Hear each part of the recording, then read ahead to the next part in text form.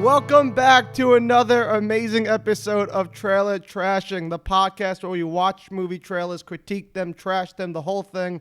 I'm your host, Joey Rinaldi, and joining me as they do every Tuesday is our chief editor producer, Charlie Weinschenk, and our resident, very funny, sing-along man, Soupy Garbage Juice, a.k.a. Derek Blythe. What's up, fellas? How you guys doing? Hey. Hello. Hey. What's up, dude? I'm excited for today's theme. We're doing part one of a two-part podcast. And Derek, will you introduce what the theme is today? Part 1 is crime doesn't pay. Dun-dun-dun-dun-dun. We should save what next part is. No one say what it is until next week. Okay. I wonder what it could be. But you want to elaborate on this theme and why you chose it, Derek? Crime doesn't pay. There are a lot of films that romanticize violence and organized crime, but there are a lot of better ones that things don't work out for the people. So, like your classic Breaking Bad ending, would you or would you not say? Yeah, crime doesn't pay for him in the end. Oh man, Breaking Bad spoilers. We just Damn, spoiled that's a that big shit. one. We usually do them like 20-year-old movies, but Fuck it. I want to bleep that out. No. If you didn't see Breaking Bad yet, you're a fucking degenerate, loser, asshole. You're not going anywhere in life anyways. Trailer trashing position on spoilers is always victim blaming. Definitely. If you haven't seen it by now, it's your fault. It's So your there's, fault. You should feel terrible.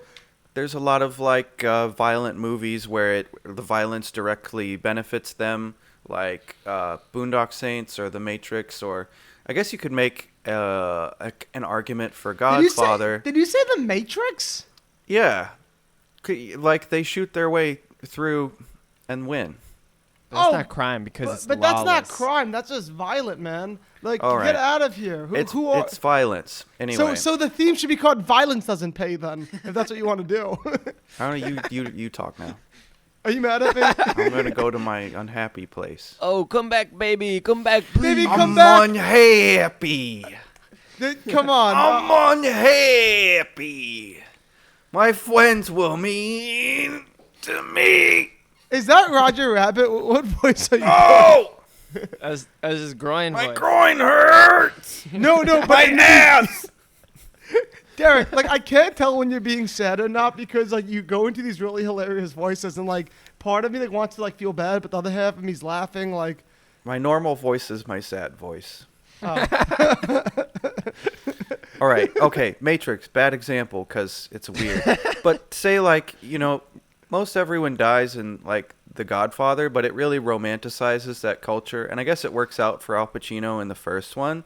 But then go on to like Goodfellas where their romanticization of that culture like directly like it comes back to bite them. So these are movies where criminals get bit in the ass. As my Yeah, mom would exactly. say, it bites them where the sun don't shine. It's Sure. like it's like there's a lot. I can't say it enough. A lot of crime movies, but the thing about crime movies is that sometimes it works out for the criminals, sometimes it does not.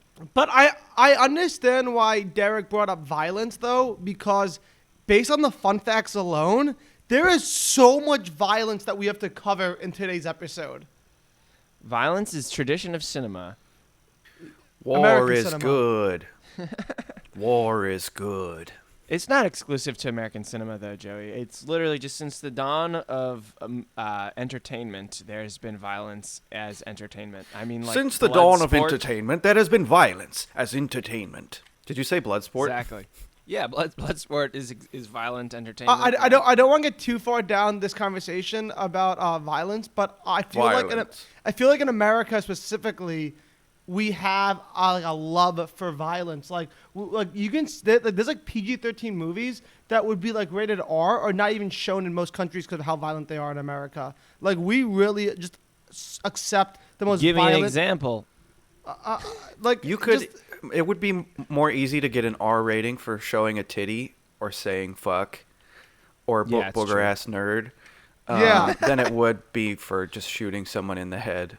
But in Europe, you can show boobs and shit, and that's fine. But they don't want you they don't want like heads being blown off in Europe the way America just allows it. Look, guys, it's good to be desensitized because eventually we're gonna be living in like we're basically already living in an apocalyptic hellscape. But just imagine until it gets like worse by tenfold. Yeah, you we're know? another Trump administration from Thunderdome. So you want your kids to be desensitized to violence because they're about to have a whole shitstorm of violence when they're fighting over resources. I don't want to turn this conversation to like a very, very early Jack Johnson album, but as Jack Johnson had talked about in his early songs, Banana Pancakes? No, that's his newer stuff. I'm talking about his like 2002 stuff.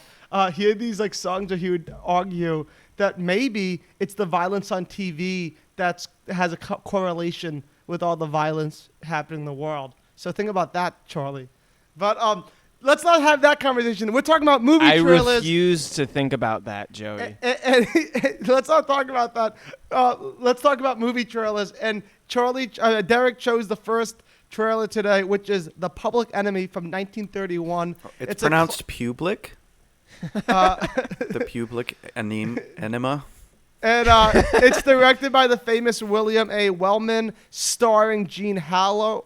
How do you say that? Harlow? Who's Jimmy Cagney. Jimmy Cagney, but Gene Harlow is sexy. Like Gene Harlow, I don't know if you know this. So you know if you call a hot girl a bombshell, right? Yeah, That's a be- real that- smoke show. That's because of Gene Harlow. She was in a movie called Bombshell, and she was such a bombshell that we Wow, now. that was her gaslight of eponymous terms. Yes. Wow. You know what? I don't know if any of you listeners out there remember way back when we did the superhero movies, but those are some short trailers. And I guess if you go before 1940, you're going to get a short trailer because I'm looking at this, and this is under a minute. So let's check out this short trailer.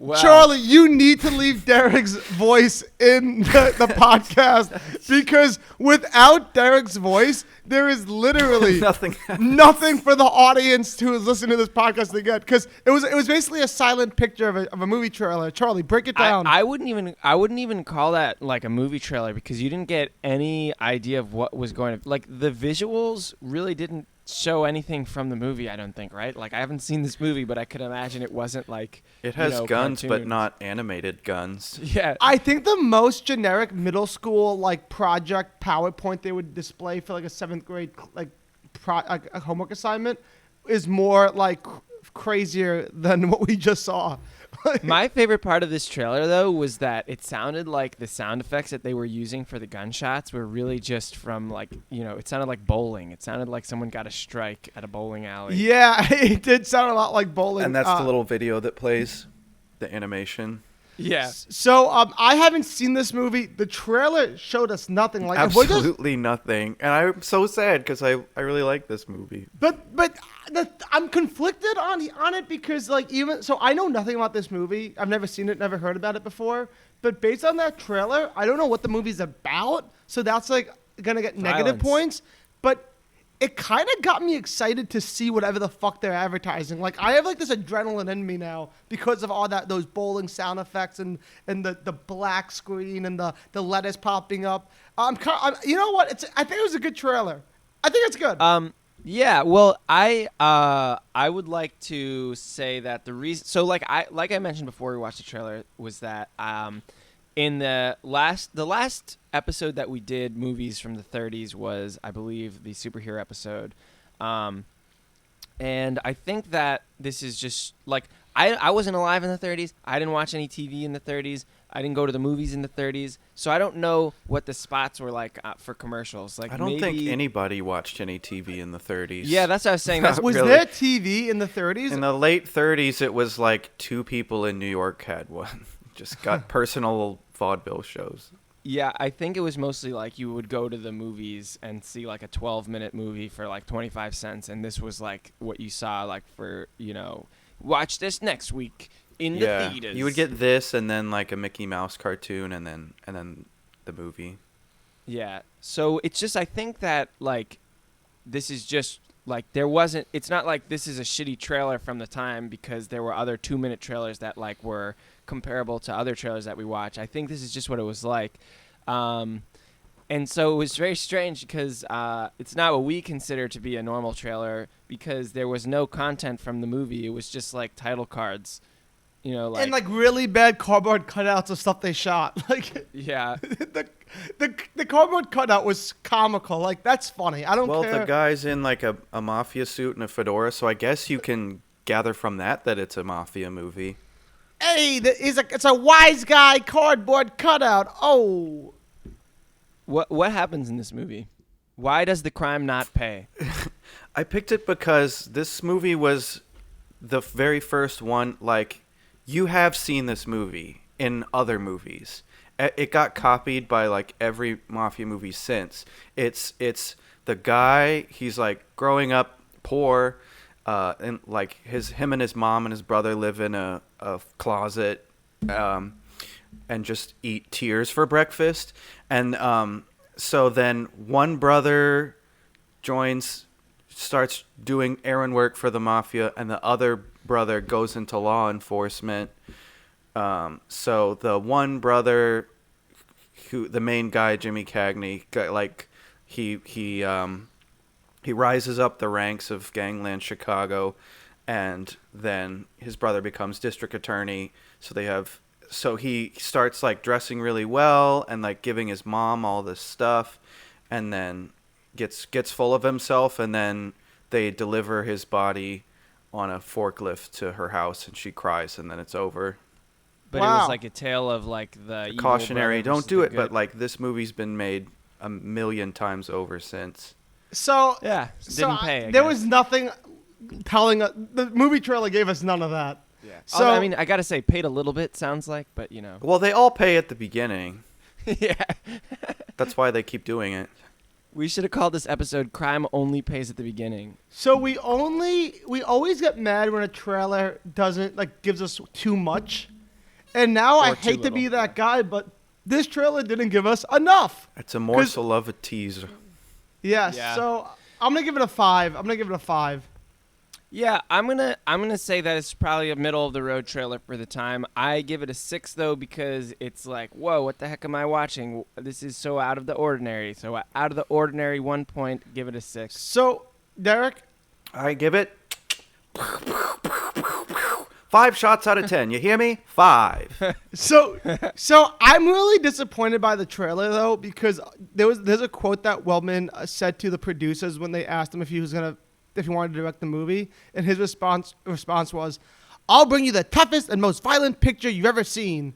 So with that quote in mind, I was picturing this like trailer where like there's gonna be blood, guts, brains, the whole shebang-a-bang. And I didn't get any of that in the trailer, Well, so I'm the disappointed. gun shot out the words. Yeah, I guess was that pretty neat. It didn't have to do that, but it did. So I told you, there's a lot of violent fun facts about this. I guess Wellman really wanted the violence in this movie to be real. So there was a scene where it was purposely written where there's no violence in it. So, but the actual scene was supposed to get Cagney punched in the face. So Cagney was acting the scene as if there's no punch scene, and he told the actor to punch him as hard as he could. So they really filmed a sucker punch, like a real life sucker punch, and Cagney, his Nice. teeth came out. That's how crazy filming in the 1930s were. They didn't give a fuck. My God, the union would be all over that. I know, like Cagney was like the Bobby De Niro of his time. I feel like Yeah, he ended up being that. I think he's what the stereotypical mobster is, like from those movies. Like then Bugs Bunny started doing it a lot. yeah. But- He's what you think of. Wow, wise guy, eh?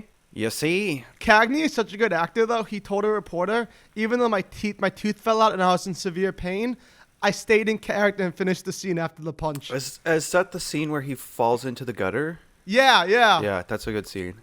Dude, he's actually in pain. He's not acting. That is crazy. Another scene where they weren't acting, like it was just Cagney's idea. There's a famous scene in this movie where he punches his wife in the face with a grapefruit.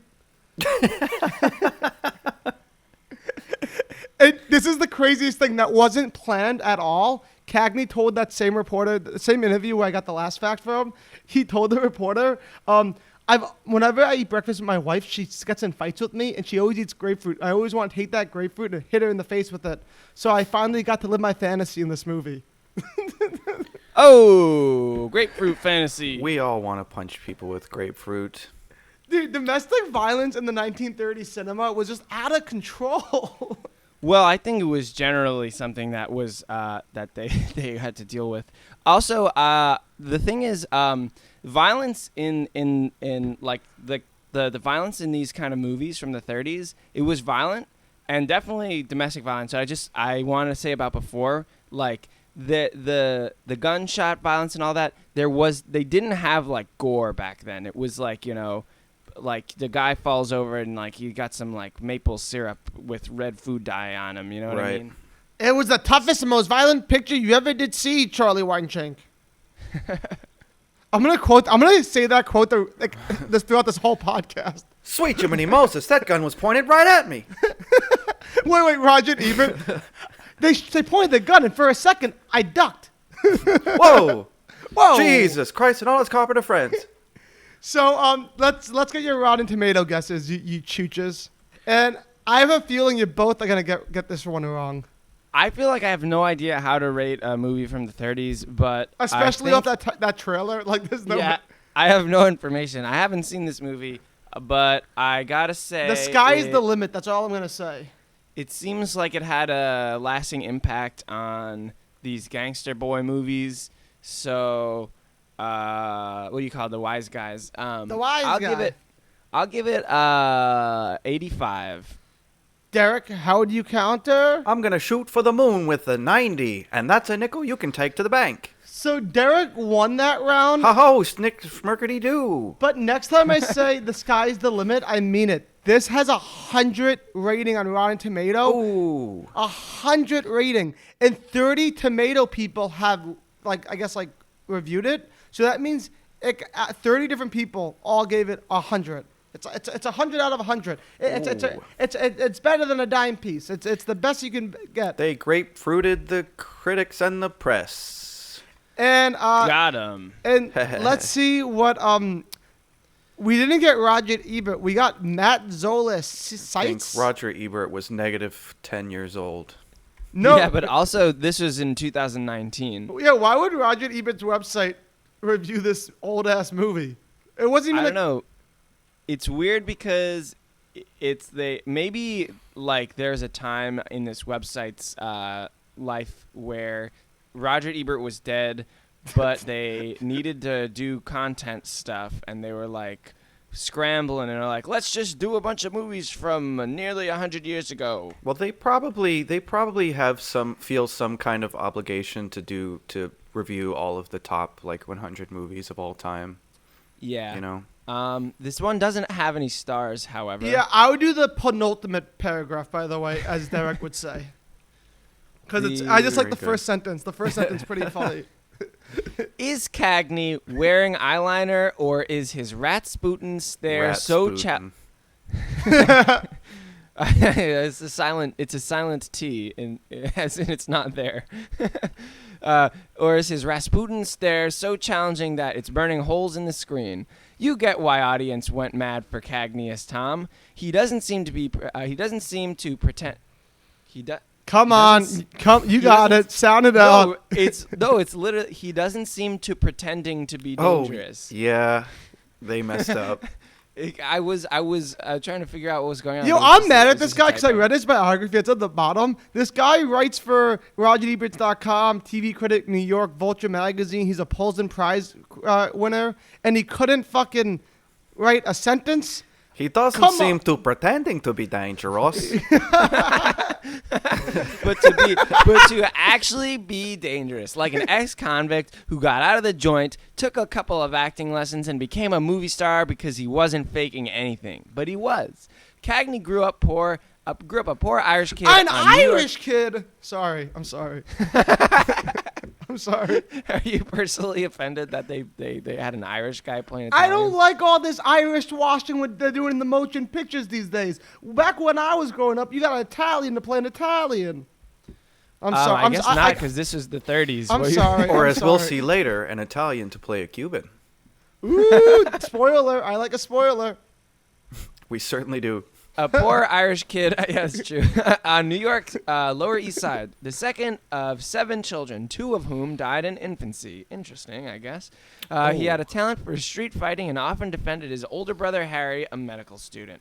But he wasn't a criminal and certainly never killed anybody. Before he became a movie actor, he was a tap dancer. So this is acting, pure and simple. Performer, finding a core of rage and need and projecting it outward. I gotta guess- dance!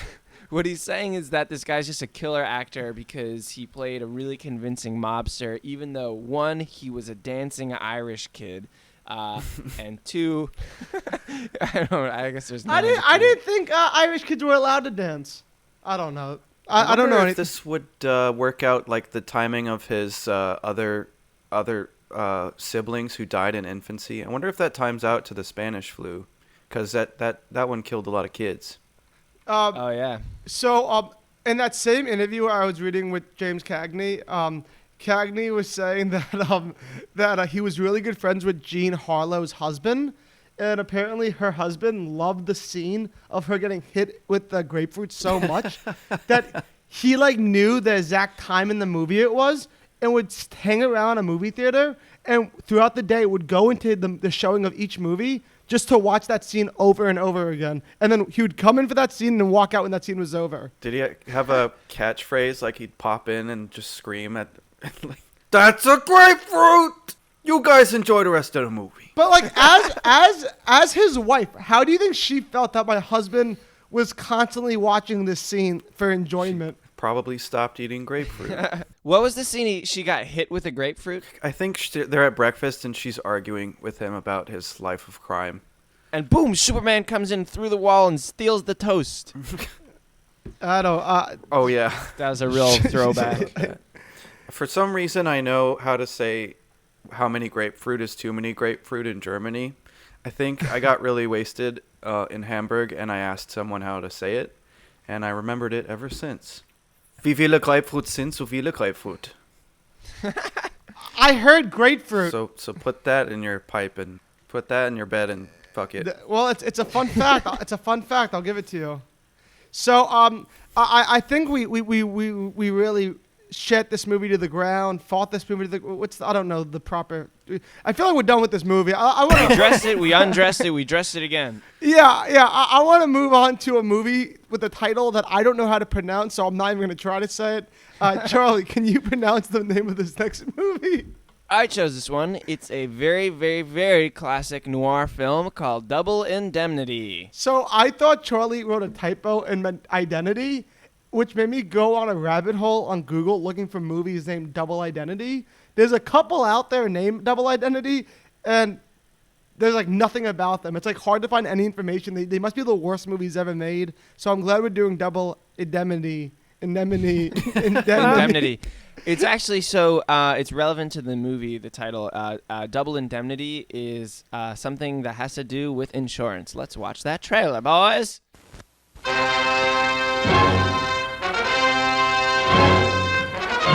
I killed Dietrichson. Me, Walter Neff, insurance agent, 35 years old, unmarried, no visible scars. Until a while ago, that is. Yeah, I killed him. I killed him for money and for a woman. It all began last May. I was thinking about that dame upstairs and the way she had looked at me. And I wanted to see her again, close, without that silly staircase between us. How could I have known that murder can sometimes smell like honeysuckle? I can't stand it anymore. What if they do hang me? They're not going to hang you, baby. It's better than going on this way. They're not going to hang you. Because you're going to do it and I'm going to help you. Yes, from the moment they met, it was murder. Always behind them with his devilish hunches and his brilliant brain was Keyes. The murder's never perfect. Always comes apart sooner or later. And where 2 people are concerned, it's usually sooner. Could they get away from him and his relentless pursuit? And could they get away with murder? You don't know Keyes. Once he gets his teeth into something, he never lets go. He'll investigate you. He'll have you shot at. He'll watch you every minute from now on. You afraid, baby? Yes, I'm afraid. But not of Keyes. I'm afraid of us. I'd like to move in on her right now, tonight. If it wasn't for Norton and his stripe pants ideas about company policy, I'd have the cops after her so quick it'd make a head spin. Now, we know the Dietrichson dame is in it, and somebody else. Only you haven't got a single thing to go on, Keys. He'll show, he's got to show. Sometime, somewhere, they've got to meet.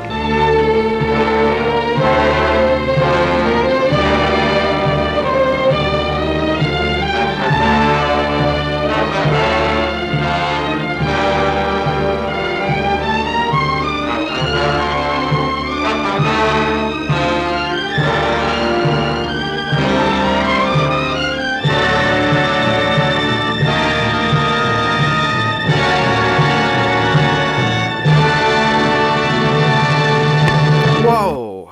You know, Yeah, that was exciting, Hot right? damn. no, Very exciting. I think they blew the trailer. Like I see what they were going for, and like they had a lot of stuff that like I liked about it, but I don't know if it was the sequencing or the music they used or just the cheesy voiceover. I just hated What? it. I was not enjoying. What? Like no, I can.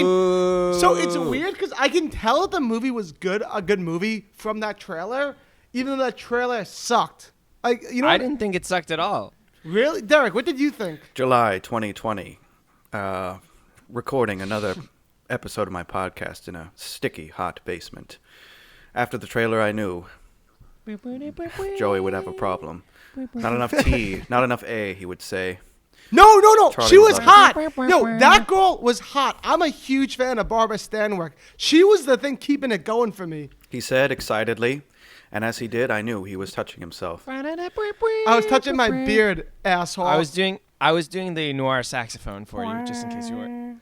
And Charlie Weinschenk, everybody. He went to jazz high school. Can you tell? I did Jazz not. High School, now that's a movie I could wrap my noggin around. Jazz High School. That's like a rock and roll high school by the Ramones. Oh no, boys, it's a rumble. Did you not go to jazz high school? Did I go to Jazz High School? Yeah, you're always like, I went to jazz school. I did jazz school. I'm a jazz guy. Yeah, that was in college. They went on about jazz school for about 2 more hours, and I was thinking, did I like this trailer? Part of me said yes, but another part of me, wasn't too sure.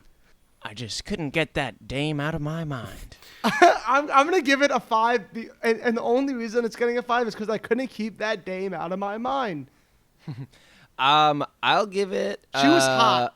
A 7. It wasn't amazing, but I thought it was a great trailer. I mean, first of all, it's an absolutely great movie, but that's not what we're here to talk about. That's not what we're here to. obviously. This is a trailer podcast. You guys focus so much about the movies. I hate movies. I actually only like trailers. I'm a trailer exclusive. So I thought that the music was really great. It was really intense music. I thought that it didn't do like an amazing job. I loved the voiceover. Guy. Hated the voiceover guy was great. That guy, I hated Well, him. Joey, you know what? You're wrong, and I hate you. Finally, I got some emotion out of you. You're normally so even keel, and I hate it. Well, I just thought it was a good trailer. Movie's better than the trailer, though. I liked the music. I liked the voiceover guy. I thought it could have done a better job of kind of explaining what happened, but you get the idea. Murder. It was always murder. It was always the whole. So for the people who weren't watching the trailer, there was just a bunch of letters on the thing being like murder, murder, murder, murder, and then the guy even said murder a few times. Like I feel like that movie trailer was brainwashing me to murder somebody. Yeah, I mean, I don't know. That's up to you. But should I give a little background on why crime didn't pay in this movie? Looks Yeah. like they planned a murder and it went wrong. Lay that butter. Is that it? Yes, sir. There it is, Entangled everybody. in a web of lies, deceit, vodka, and hot dames. Was in it now. Derek, come back to the podcast, Derek. Get out of this recording voice you're doing. Come back. But it was too late. I had already sunk too deep. I could see the horizon. The sun was getting faint. It was 1944, and murder was inevitable. Ladies and gentlemen, we officially lost Derek Blythe. If you find him, let us know. So the voice Derek Blythe is doing is the classic noir voice, and what makes it classic is that noirs, they start out with the end of the movie, and the guy at the end of the movie narrates what happens, and then it goes back to the beginning and makes its way to where you started out, which is the end. And Just so like my that's how- favorite sex position. How did I end up a dead, bloody mess in a bucket full of rubber ducks? Well, Exactly. if you're seeing this, I'm dead. And I'm narrating posthumously. It all started with a dame. Gosh, doesn't it always? Okay, just give me your rating. Did everyone rate the movie? Wait, I'm 6. telling you why the crime didn't Tell- pay. Yeah. Yeah, tell us why it didn't. Sorry, I keep on getting lost in Derek's narrations. So pretty much what Derek was doing was exactly how like all these noir movies go, and so this guy it's called Double Indemnity because Double Indemnity is like some sort of insurance clause when you sign up for life insurance. That's the lamest thing you could have said. Is that Insurance. it? I thought it was the one where you can't get tried for the same crime twice or something. No, it's if it's That's an something accidental else. death. Yeah, yeah. I'm trying to think of what you're talking about because I know what you're talking about too. Double penetration. Double Jeopardy. Yeah. Double Jeopardy. Yeah. But Double Indemnity is if you have a life insurance policy. In this case, if it's an accidental death, they pay out double. So this guy is a life insurance salesman, and he falls in love with this lady. But the lady's really just kind of trying to get him to help her kill her husband, and he can help out because he's working for the insurance company that's like doing the insurance for her. So they do it, and then he dies. It didn't pay. Oh no. Well, what are you gonna do? Oh, no. Dames will be dames. Am I right, boys?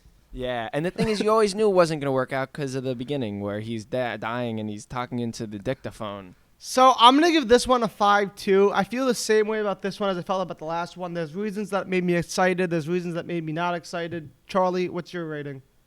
I think I already gave this a 7, right? Yeah, you did. I'm sorry. I'm losing my brain over here. I'm, like my inner monologue has become Derek's voice. One single drop of sweat made its way from Joey's forehead to his mouth. Salty. He wasn't sure how to proceed. that literally did happen. Like that is crazy podcasting because that actually happened in real time. All right, just give us your score, damn it. What did you rank it? 6. But was I Okay. sure? I want to get out of this time Salty. loop. All right. So I guess we should I'm tomato. gonna give you another hint, like the last time. The sky is the limit. Hint. So Derek, hint. you go first, Mr. Limit. Give it a Sky 90 Salt. again. I'll give it a 95. Whoa. And Charles Weinshank is correct because Crazy. that's a great Rigby impression. Thanks. So I feel like I hate Rigby, but I feel like I am Rigby. I feel like I'm Rigby too. You're probably all Rigby's here. Trying to be Mordecai's, but I might be Muscle Man though. no, Derek's muscle man. Derek. So That's why Muscle Man. no, screamed. Derek, can you give us your muscle man? You didn't invite us to your party. So for all the non-nerds who are listening, I mean, I hope you're a nerd if you listen to this podcast, but we're talking about Regular Show, a Cartoon Network original. It's a really funny show. Benson is a character. He's the background on my cell phone, actually, but you guys didn't need to know that. So We already knew it because you've mentioned it on this podcast before. and I'll mention it again. So, so this was a 97. They fucking love this. This movie is like an actual classic, Charlie. I don't know if you know that or not. I do. I do know that. It's so beloved that it was nominated for 7 awards for the Oscars, but it won none. And people are mad about that. This movie was so beloved that they remade it twice on as TV Wow. specials. NBC in 1954 made a TV special of it, and ABC did a TV special of it in 1973. Yeah, this is like one of like the top. Like this is like boom noir. You think of noir films, you think of this one, you think of Sunset Boulevard. yeah, which is made by the same director. I think that one's in the early 60s, though. Yeah, the director, no. his name is Billy Wilder, by the way. Yeah. I don't know. I don't think it's the 60s, but it could be. I don't think it's this. I have no idea, to be honest. But he's like made some of the most classic noir movies. I mean, So to speak on your point, Charlie, this is indeed the classic noir film because before this film, this was actually a taboo subject. Like when he was trying to cast this film, none of the actors wanted to be in it because tons of actors turned this film down. insurance fraud, Murder! No way. No, thank you. They actually thought they actually thought this movie was like promoting like evil stuff, and that like nobody would ever watch this movie because people like hated this stuff. And this movie No, was but so it doesn't pay. But It doesn't thi- pay. But this He movie died. This movie was so successful that it then made this like the new standard. And so Barbara Stanwyck, the hot girl who I'm attracted to in this film, who's probably like 100 years old now, she turned this film down a bunch of times. And what made her finally do it is that Wilder said to her, he asked her actually, "Are you a mouse or an actress? Because an actress wouldn't turn this role down." Are you a mouse or an actress? Because I see whiskers and I hear squeaking and I smell cheese. Now get in that set. I got a grapefruit with your name on it, sister. I'll box your ears. Is that the most 1940s way to convince a dame to be in a movie, or what? Are you Yeah. some kind of I mean, mouse? It's word around town. I feel like just the amount of persistence is very, very 1940s. It's like, you know, if you're a man and you're trying to get something out of a woman, all you got to do is really be persistent and a little bit insulting. So, our best friend Babyface Ebert actually reviewed this one, and I would love. In 1944? No, in 1998. In 1944, he was probably finding himself. He was probably trying LSD and like That didn't exist yet back Oh, then. you're right. He was probably naked running on the beach somewhere. Well, it got a perfect score. Whenever I think of Roger Ebert, I think of him on the beach naked running Naked somewhere. on a beach at night, yelling 4 stars. 4 stars. Perfect score. So yes, can you read us the last sentence of the Ebert review? Just the last sentence? And last paragraph, I rather. Okay, yeah. No surprise, by the way, that this is a perfect score. But yes, few other directions. Oh wait, starting over. Few other directors have made so many films that were so taut, savvy, cynical, and in many different ways and tones funny. After a start as a screenwriter, his directorial credits include The Lost Weekend, Sunset Boulevard, Stalag 17, Nice. Sabrina, The It's a 7-Year list. Itch. It's a list. Is this whole paragraph a list? No. Wait, let me keep listing. The 7-Year Itch, Witness for the Prosecution, Some Like It Hot. Oh wow. Wait, time The out, Apartment, time out. The Fortune Cookie. Wait, time out. The 7-year itch. That's like when I had chlamydia, It's Oh. Marilyn Monroe. and she had chlamydia too. Probably. And Okay, some you- like it hot. Nobody's perfect. Oh, you can. Oh yeah, it is something like it hot. Wait, that's so funny. I'm a man, you idiot. Nobody's perfect. I finished the list. I'm sorry for cutting you off. So That many was times. the and okay, so and then I don't like lists, but I can't stop typing. Look That's- forward to that's- Some Like It Hot in the future episode of Gender Benders by Trailer Trashing. Trailer trashing. It's my favorite show. Double Indemnity was his third film as a director. That early in his career, he was already cocky enough to begin a thriller with the lines, "I killed him for the money, and for a woman. I didn't get the money, and I didn't get the woman."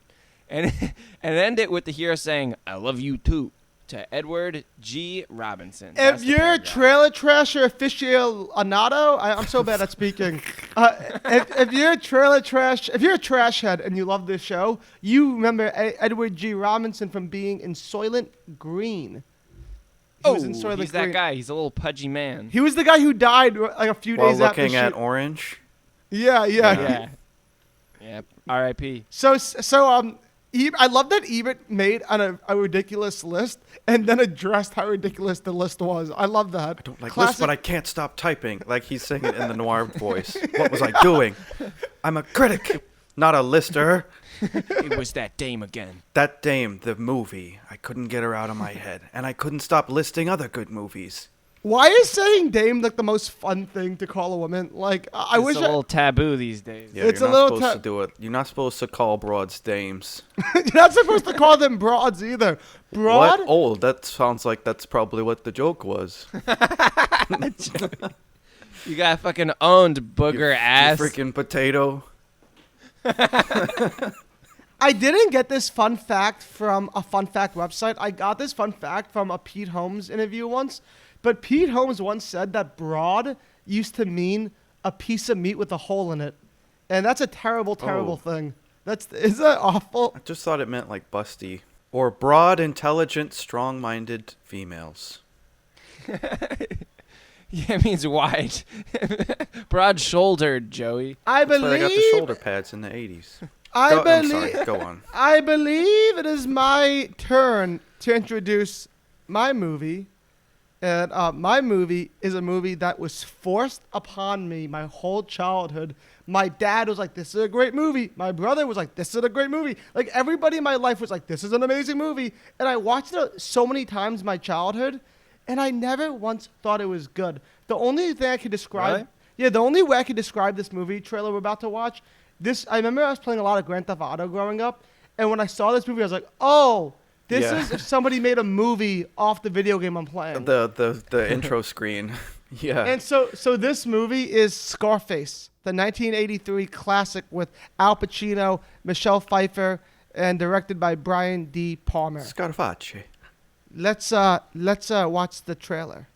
Okay, so what do you call yourself? Huh? ¿Cómo se llama? Antonio Montana. And you? What you call yourself? Where'd you learn to speak the English, Tony? In a school. And my father, he was from the United States. Yeah, just like you know. He was a Yankee. He used to take me a lot to the movies, you know. I learned. I watched the guys like Humphrey Bogart, James Cagney. They teach me to talk. I like those guys. I always know one day I'm coming here, United States. 1980, Miami. They called it Little Havana, where the American dream had a price tag, and only one man in a million was hungry enough to pay. This country, you gotta make the money first. Then when you get the money, you get the power. Then when you get the power, then you get the woman. Scarface.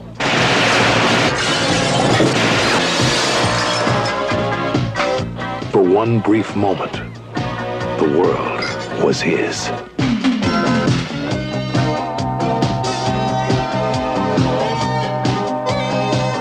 My chick is with.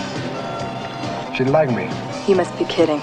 What you talking about? That's a Cadillac. How do you know?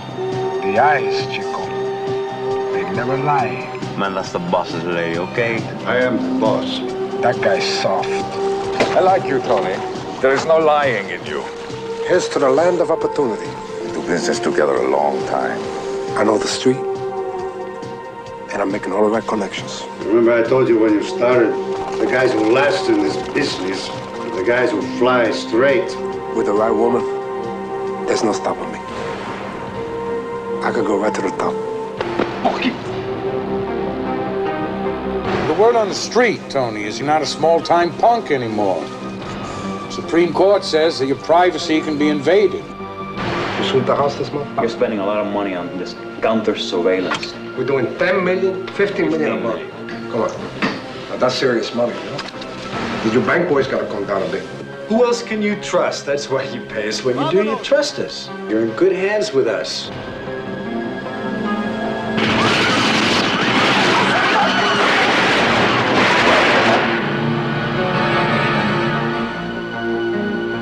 Al Pacino is Scarface. He loved the American dream with a vengeance. Al Pacino, Scarface.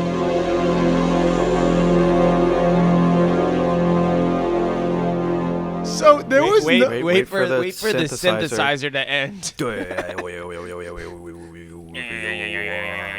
So we're not finished. So there was no voiceover to the last like 10 seconds of the trailer. So I just assumed it was Derek pulling a prank on me. Scarface. I really didn't think there was going to be a voiceover because there was no voiceover at all. I think there were a couple parts. No. I think the best part was, oh, that's the boss's girl. And it cuts to the boss. I'm the boss. And then it cuts back. It was a really good trailer. I enjoyed it. I was agreeing with you. Even though I hated that movie, that was a great trailer. You hated that. I thought that accent was really not convincing. The accent is so hard to get used to in the movie. Yeah. I think might be like the message of this movie might be the most misinterpreted thing of all time. Like every dude I think in America has an ex-roommate who had that Scarface poster. And I had like a coworker just posted a couple days ago where like they're like, I love Scarface, but I hate the ending. And I'm like, the ending is the point. Like he gets high on his own supply and it doesn't pay. Yeah. Live fast, die young. Yeah. He wanted all the goods. The reason why I hated this movie so much is because I'm a lover boy. I love the love stuff. Growing up, I loved all the rom-coms, all the romance movies.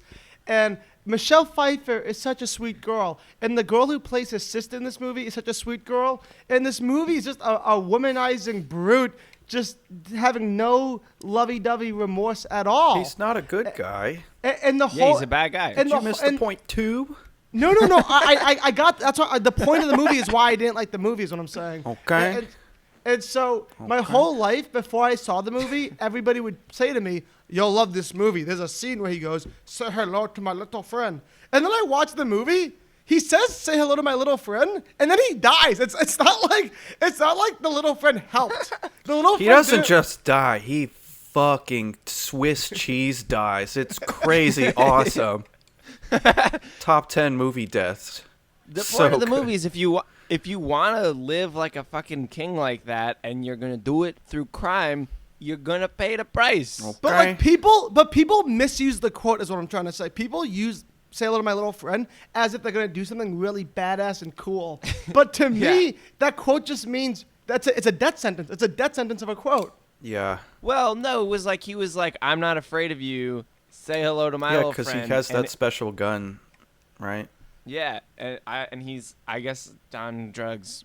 He kills his sister and then he does a mountain of drugs, and the guys just keep coming. God, his sister was so hot. I love that actress. He's just bloated with all of this like drug confidence and just like power craziness, and he's like, no one can kill me. I have so much physical goods. But with all that said, the trailer was fucking so much fun to watch. I love the Yeah, it trailer. was good. That's like an 8.5 in my book. I would watch that trailer a second time. I had so much fun. Great trailer. That's an 8.5 in my book. If I've ever seen an 8.5, it will be that 8.5. I've seen many dames that were 8.5s, and that trailer was one of them. Give it an 8. Give it an 8.5. Where's your Ocho. 0.5? Come on, give it It an lost Ocho a 0.5 for being long You know what? It was long. and I'll give showing him the that. final scene. I feel like though, not to say this about literally every movie, but if you have to know that scene, that's so famous. Yeah, everyone's Yeah. seen it. That scene at least. Yeah, But so leading up throw it to in the trailer. Yeah. So, like, I would normally, this is the point where I would normally break down the trailer for the listener, but, like, I don't need to break it down. They just, like, did, Scarface the movie in 3 minutes, and assuming Pretty that you're, much. assuming that you're a normal person that's seen Scarface, you can understand what 3 minutes of Scarface would look like, so. You know what happened. The only good imagery you miss out on is that one scene in that apartment where he shoots the closet and a guy with the chainsaw falls out and then out the window somehow. So, so remember how I said there's lots of violent fun facts? I got some violent fun facts for you guys. Whoa, God, hope you're wearing some protection because these facts are violent. Yeah, this would really sting if it happened to you. Whoa, Ouch. ouch, ooh, owie. So Pacino got seriously injured twice making this movie. The first time, there was a scene where Michelle Pfeiffer was throwing, like, glass plates at him, and the glass plate actually cut his face open. Talking about Scarface, am I right, guys? Scarface. Oh, now that's an movie. 8.5. That's an 8.5. Okay. I'm pretty sure they had to rename the movie. They were like, wait, now that he has a scar on his face, we should change the name to Scarface. No, that's not What true. was it going to be called before that? No, I was making that second Was part up. Crime Boss before that. Yeah. Crime So- Boss, boss of crime. So apparently, even though the guns had like blinks in them, they were like using real guns for like I guess the scenes. Yeah, And they do that in the movies. Yeah, so during a gun scene, Pacino, I don't know how this happens, but he accidentally put his hand in a gun barrel right after he shot off a bunch of bullets. Those barrels get really, really hot after you shoot off a bunch of bullets. And so when he put his hand in the barrel, it burned his hand so badly that he had to skip out on 2 weeks of filming. Oh, should have called it Scar hand. Hand of scars. But the thing is, it's like he's an actor. He's not an actual crime guy. So it's like, that's why what they do is they give you a gun with blanks in it to shoot when there needs to be pew pew noises, but otherwise you get a fake gun. So I don't know anything about guns. How do you get your hand in a barrel? Like what? I think you finger it. He probably just held the outside. I don't think he put it inside. Oh, it's too yeah. small for a human hand. I think you misread it, and he touched the barrel. So he put his hand on the barrel, I think it was supposed to say. Makes more sense than fingering it. Because that'll still burn you. Yeah. I don't think you can get your hand inside. I don't know about guns. The only guns I know about are the sweet ones on my arms because I'm fucking yoked, bro. Whoa. You wouldn't know it by his voice, but it's a podcast, so you gotta take his word for it. Yeah. So, guys, let's guess the little Rotten Tomatoes, shall we? It's all tied up. I love when it's tied up because now I know everyone's at the edge of their seat. That like, who's gonna win? Is Charlie gonna win? Is Derek gonna win? Let's get to it. It's making me stressed out. Who goes first? I don't want to go first. Charlie, you've been a real bigger ass nerd recently, so I'm gonna make you go first. All right, I'll go first. 97. Okay. Derek, how would you count it? Okay. 85. Oh, okay. Charlie, you suck. Did you notice this is the one time I didn't say sky's the limit? Yeah. Well. And the one time I didn't say it was the one time you shot for the sky. It's an 81, baby, an 81. Oh, 8-1, which means Derek is so close to getting it, which means Derek wins. Derek wins. He's going to see Bobby Seeger. Get the bathtub started, boys, and let Derek get drunk in there. I'm the boss. You're the boss. Is it 50-50 and I friggin' blew it? You blew it. You blew it! You had your shot. You had your golden ticket, and you pissed it down your leg. You pissed it down your leg. You pissed it down your leg. Stinky. Salty. Before we read Roger Ebert, there's one more fun fact I want to throw at you because this fact, I don't know why, but it really tickled my fancy. So I guess Michelle Pfeiffer really took her like role seriously. Fife Dog? Yeah, the Fife Dog. She took it really seriously. And so the script the script read it as like a really skinny, coked out, hot blonde girl. And so to do that, she made sure she was as skinny as a hot, coked out blonde girl by doing lots of blow. No, she doesn't do cokes in real life. So what she does is she starved herself the whole time she was making this movie, which made everybody on set hate her. Because as you know, when you're not eating, what are you? You're hangry. And she was one hangry dame. That's what I thought you meant. People were like, "Damn, how does she look so good?" I hate her. I'm a fat grip. No. Apparently, she was just like mean to everybody all the time. And there's one more fun fact I'll throw out. Probably all the cocaine aggression. There's one more fun fact I'm going to throw at you because I never saw this one coming. Pacino's biggest influence when doing this film is somebody I would never ever guess. It was what's her name from Sophie Choice? What's Sophie Choice's name again? Sophie? No, the actress Meryl Streep. Meryl Streep was his inspiration for this film. For Tony Montana? Yeah. That's wild. Because he said Meryl Streep knew how to play a German lady so well. What was she in Sophie's Choice? Sophie? She was Sophie, Joey. No, was she German? She had to make a choice.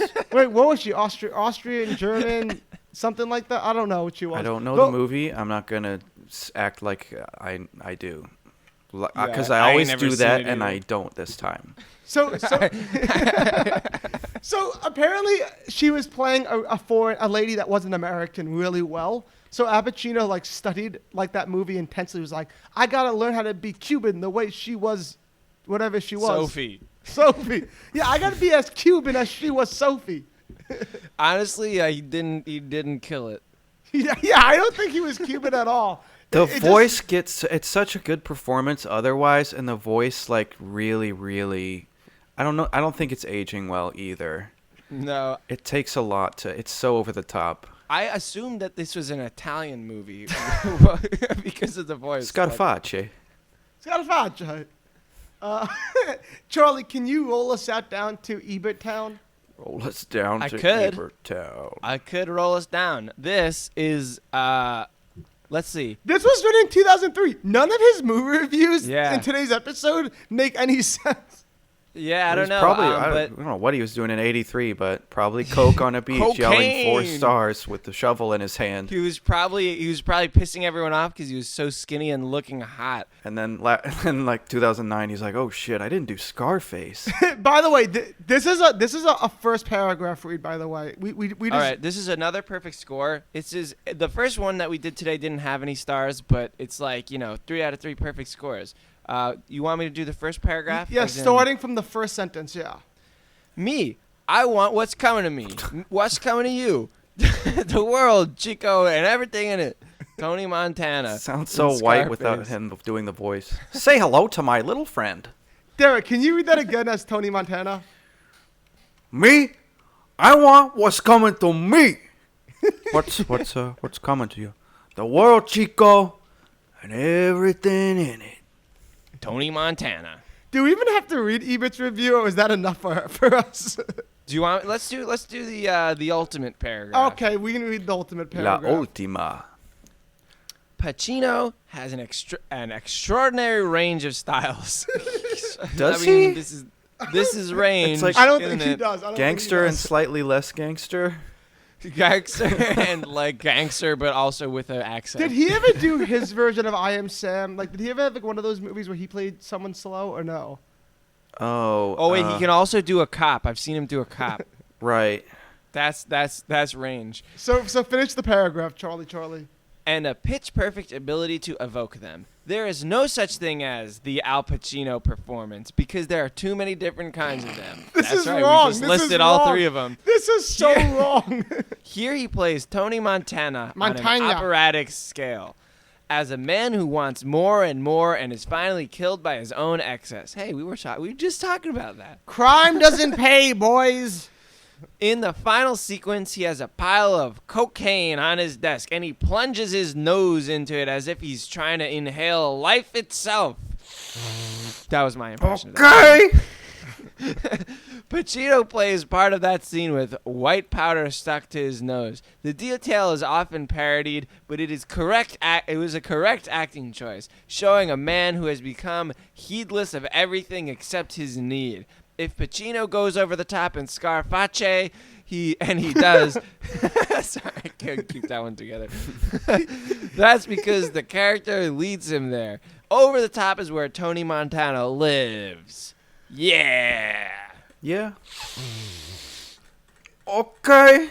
I love Ebert, but I feel like I'm too close to him these days. I'm too close. Like, doing this podcast, I'm reading too much of his reviews, and it's almost like ruining the beautiful image I once had of him. I think he made a fine argument against what we were saying about how over the top the voice was. Yeah. Even if you disagree, I think he made a good argument for that. The argument was definitely good. Well, I'll always respectfully disagree with Ebert because I love him so much. I have nothing but respect for this man. I don't think the argument was for that it was like a tasteful voice that sounded like legitimately Cuban. I think it was just that like this is a crazy character and you can't get angry for Al Pacino being over the top when the character is just like this. The whole point is excess. Yeah, and he's just going crazy. So it's like it was a good argument. What are your last thoughts about Crime Doesn't Pay, boys? Wie viele Grapefruits sind zu viele Grapefruit? So far, we have 3 examples that it does not pay. That was my takeaway. But they want more and more and more, and they get it until they lose everything, and they end up with nothing and nobody. Crime doesn't pay if you're only in it for all of the the excess and like the physical stuff. Like that's what I was saying about. I got all these physical goods. I am the king of the world. Having your cake and eating it too. I think it's safe to say that is all we wrote for the Crime Does Not Pay episode of Trailer Trashing. I think we learned a lot, obviously. We learned that crime doesn't pay. That's the main thing we learned. I think we also learned that these directors allow a lot of violence onto into the acting. Like Pacino got hurt, Cagney got hurt, the Dame got hurt with a grapefruit. So I would say that the violence is in the movies, but those were just accidents. It wasn't like violence. He was like, he touched a gun. That's not violent. He burned his hand on something that was hot. That's right. and that's the big takeaway of today's episode. If there's something hot, don't touch it. Thank you so much for listening to the Trailer Trashing edition of Crime Does Not Pay. I was Joey Rinaldi. That was Charlie Weinschenk and Derek Blythe. We'll be back again next Tuesday, as we always are. You can give us a 5-star review in the podcast app. Follow us on Instagram. Send me a message. Tell me if you think crime does indeed pay, and let's have a nice, fruitful debate, and let's see what happens. We'll be back next week, Knuckleheads. Bye. Goodbye. Pew, pew, pew, pew, pew.